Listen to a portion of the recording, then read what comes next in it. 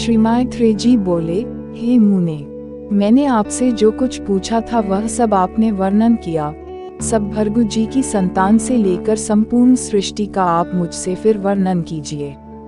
श्री पराशर जी बोले, भृगु जी के द्वारा ख्याति से विष्णु पत्नी लक्ष्मी जी और धाता विधाता नामक दो पुत्र उत्पन्न हुए। महात्मा मेरु की आयति और नियतिनाग्नि कन्याएं धाता और विधाता की स्त्रियां थीं। उनसे उनके प्राण और मृकंडु नामक दो पुत्र हुए। मृकंडु से मार्कंडेय और उनसे वेदशिरा का जन्म हुआ। अब प्राण की संतान का वर्णन सुनो। प्राण का पुत्र द्युतिमान और उसका पुत्र राजवान हुआ। हे महाभाग, उस राजवान से फिर भृगुवंश का बड़ा विस्तार हुआ। मरीचि की पत्नी संभूति ने पौर्णमास को उत्पन्न किया। उस महात्मा के विरजा और पर्वत दो पुत्र थे। हे द्विज, उनके वंश का वर्णन करते समय मैं उन दोनों की संतान का वर्णन करूंगा। अंगिरा की पत्नी स्मृति थी, उसके सिनीवाली, कुहू, राका और अनुमति नाम की कन्याएं हुई।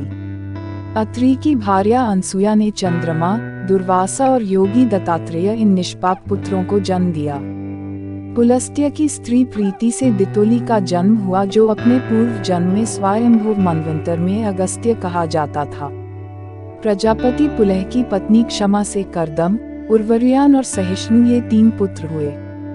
क्रतु की संतति नामक भार्या ने अंगूठे के पोरुओं के समान शरीर वाले तथा प्रखर सूर्य के समान तेजस्वी वालखिल्यादि 7000 ऊर्ध्वरेता मुनियों को जन्म दिया।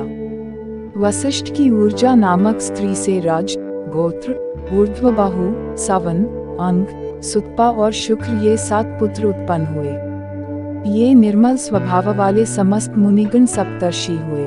हे द्विज, अग्नि का अभिमानी देव, जो ब्रह्मा जी का ज्येष्ठ पुत्र है, उसके द्वारा स्वाहा नामक पत्नी से अति तेजस्वी पावक, पवमान और जल को भक्षण करने वाला शुचि ये 3 पुत्र हुए। इन तीनों के 45 संतान हुई। पिता अग्नि और उसके 3 पुत्रों को मिलाकर ये सब अग्नि ही कहलाते हैं। इस प्रकार कुल 49 अग्नि कहे गए हैं। हे द्विज, ब्रह्मा जी द्वारा रचे गए जिन अनग्निक अग्निष्ठाता और साग्निक बर्हिषद आदि पितरों के विषय में तुमसे कहा था, उनके द्वारा स्वधा ने मेना और धारिणी नामक 2 कन्याएं उत्पन्न की। वे दोनों ही उत्तम ज्ञान से संपन्न और सभी गुणों से युक्त ब्रह्मवादिनी तथा योगिनी थी। इस प्रकार यह दक्ष कन्याओं की वंश परंपरा का वर्णन किया। जो कोई श्रद्धा पूर्वक इसका स्मरण करता है वह निसंतान नहीं रहता। इस पुराण का अगले पार्ट आप सुनना चाहते हैं तो कृपया कमेंट करें और चैनल को सब्सक्राइब कर बेल आइकॉन को भी दबाना ना भूलें।